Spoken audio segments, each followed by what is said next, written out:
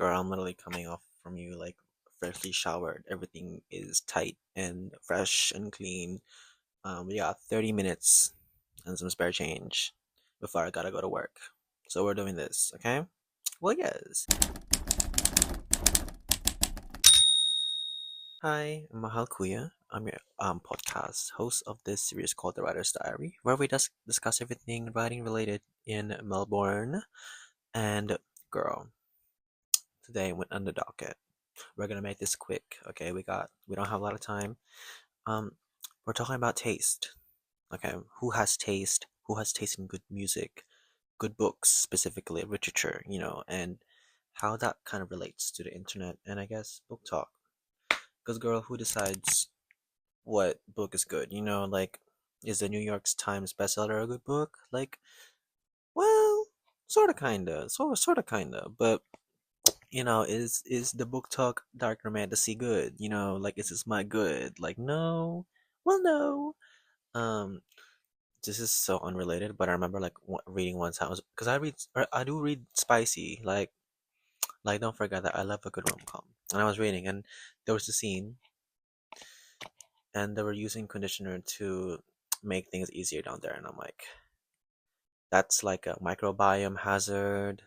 That's like a yeast infection waiting to happen.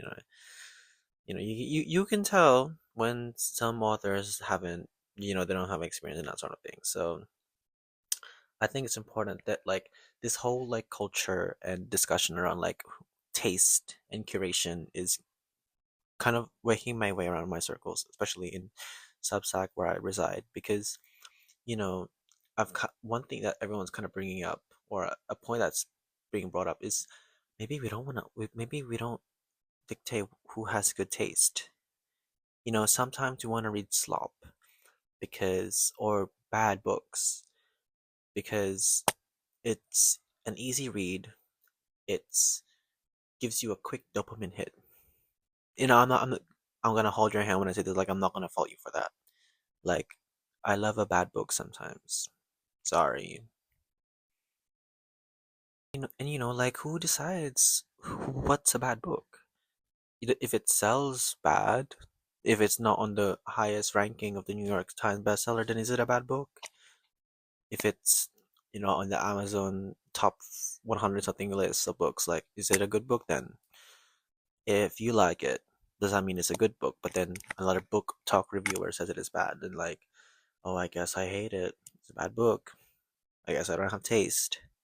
Um, and for all like my book talk readers who read mostly romantasy, like, I'm not coming for you. Like, that's not my realm.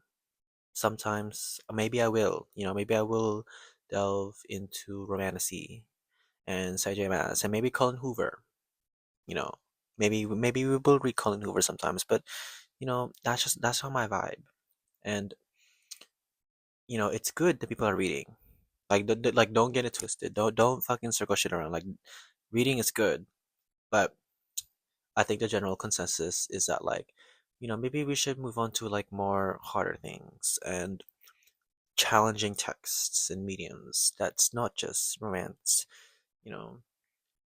And that's something that I've kind of been focusing myself, because I used to hate nonfiction, and now here I am reading nonfiction memoirs, and they're good because the authors and writers make them good. They have good narrative structures and writing, and they make the story themselves compelling. Writing, I think, is all about making the reader convinced that you should read your piece of book. And I think when it comes to taste or curation or what deems a good book, is has that author succeeded in that? Have they hit the mark? Have they done the Shumbaya? Like, have they done the bust down everything? I think that makes that checklist for me. So, like, is it interesting? Is it good? That kind of thing. And I think taste as well is something that, like, obviously comes naturally and you kind of develop over time. The more widely that you read, because for me, like, I don't read a lot of sci-fi. I've tried reading sci-fi. Some of the sci-fi books I read were kind of bad. I'm like, okay, this is kind of boring. Like, girl, like, I don't really care. Like, I don't give a fuck about the fucking structure of the robot. cyborg that you're fucking using to get across the universe. Like, what's happening with the relationships? Like, can we get into that, please? Like, I don't care. But for me, like, maybe I will read more sci-fi. Maybe I will read, um, I don't know, crime. Crime. Actually, I think one of the best books that I kind of read, is probably more like cozy crime. That's like, I think, one of my favorites. I don't really like dark crime. I love s soft, cozy crime, and I think there's something like interesting about that because taste is realizing this is why something is popular, and I think cozy crime is a world where regulations are good and police are inherently good and everything is wrapped up in a neat bow and no one really dies sometimes. And I think for me, I think I have good taste when it comes to crime books and soft crime because I can understand why I like that kind of thing. We want to live in a utopia. We don't live in a utopia, girl. We didn't buy tickets to the pit. We bought tickets to, you know, like HE double hockey sticks, like that's the kind of vibe. And look, like maybe like some books, like because of the crippling short attention doom scrolling thing, attention short and fucking whatever the fuck, that books have kind of deteriorated in quality. Um, in a sense that like you don't have to pay that much attention in every single page. You can sometimes like gloss like, oh, like this happened, like, or all that, and then they had sex. Oh, a dragon flew off. I'm like, okay. Shrek, like, girl, I love Shrek. What were we talking about? Oh, we were talking about girl. We were talking about like, oh, books and quality deterioration. Um, and I don't think that when the authors have that kind of quality, that deteriorate quality, I don't think they're to blame. They're taking advantage of what's happening. And sometimes you have to because, girl, we gotta, you know, we gotta pay bills, girl. We gotta pay bills. We gotta do our one, two. We gotta, get our, get our stuff all together. We can't fault them. I think, obviously the fault is with the publishers and the agents and yada, yada, yada, and the gatekeepers, you know. And maybe we don't want gatekeepers. Maybe we want taste in books. And, you can say that, oh, I actually like books that, it's a bit easy to read because, I have a very hard life. Like, I have a 9 to 5, like, I have a crippling job, like, it's terrible. Like, I just want something easy to read. Like, I get it. Like, I'm not in opposition. Like, I'm not gonna come for you. Like, I get that kind of thing. But I think taste and curation is realizing that you realize it's like, oh, I like this, even though it's kind of bad because of this. It's like philosophy all over again, girl. Yes. And I think what kind of impacts is that, like, because I read on my phone, because I don't have like a large book collection, and even the books that I kind of have, they're not really in my TBR. And I have a really long TBR, but for me, like, if I read on my phone, like, I'm gonna get distracted more. But it comes with a trade-off, I think, with attention spans and books, is that, you can be a bit pretentious, and maybe we do need to get pretentious about, like, there's something about holding a book in your hands and actually sitting down and flicking through a page rather than flicking through a digital Kindle. And no hate to the Kindle girls. Like, I love, maybe I will, should I buy Kindle? I might buy a Kindle. No, we don't need a Kindle. We don't need a Kindle. But, there's something physical about holding a book and have it in your fucking hand and flicking through the page. I haven't read this one. It's on my list. But there's something good and amazing about it. Like, there's the physicality about it, I think. And maybe that's good taste, is realizing that it might be inconvenient to carry on around a book. And, oh, you have to make sure that you bookmark it right. Oh, make sure it doesn't get wet. But maybe the inconvenience is the charm. Like that's the charm of having a physical book. It like between your fucking fingers and smelling it and like, you know, saying, "Ooh, I'm reading a book." That's the charm. I think that's the charm. Yes. And I think that kind of comes with this like fast world that we're living in. We all want something accessible and quick, you know. We want like a fast, easy, not too hard book. And we want books to be on our phone just to kind of tip tap there and we don't have to carry it around. Like it's just quick and easy. But for me, that's something that I've kind of like realized. Like I know I get that like not everyone can buy a book, physical book. Sometimes the P word, I go to the C's a little bit, you know. Well, yes. Um, and I occasionally buy books like on op shops. Like I bought this one in an op shop. This is the second book of the series, and I plan on getting it one day. Um, but it was only $3. $3 hairs. $3. It's $3, and maybe it is something I want to read and have it in my bag. And at girl, my cat. Can we take a look at her? Hi, Pumpkin. Okay, but maybe that is something that like what dictates curation and good taste is living and having the capacity to live without inconvenience of having a book. Because she's chunky. Like not all books are gonna be like this.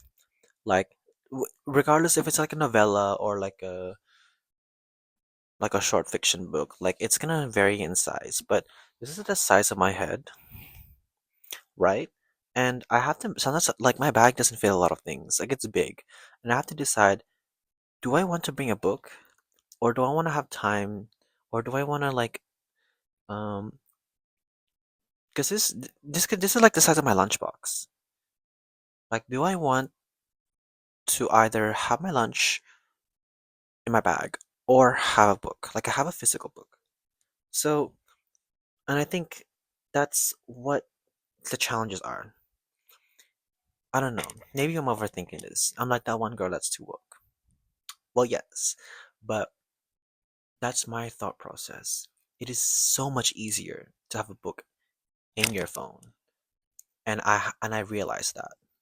And maybe one day I'll get to a place in my life where I don't have to read a book digitally, and I can have the pretentious, taste making, curation vibes of reading a book, not on my phone, but on my book because I have the time, effort, and space for it in my bag.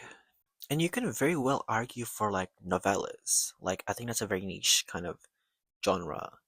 Like something that's short than a novel and small, and you can shove it in your bag, and there's gonna be space for it. Um, and again, that's taste. Recognizing that a genre is niche and cool, not in a ooh like performative way, but in a this is actually what it is. And I think that's what the vibe is. A small thing that you can shove in your bag and read. And I think that might be something that I might have to explore is reading, I don't know, a novella. Do they do romance novella? Can we have a romance novella? Girl, I want to read a novella where they like kiss and love and like in like a tiny little petite little bag like this, a petite little book. Like, well, yes. And I'll be just be sitting in the train like reading it. Like I'm better than all of you. I'm kidding. I'm kidding. I'm kidding. See, that's the pretentious like coming out for me. Like, well, yes. Like, no, that's enough. And like, shout out to all the book talk girls.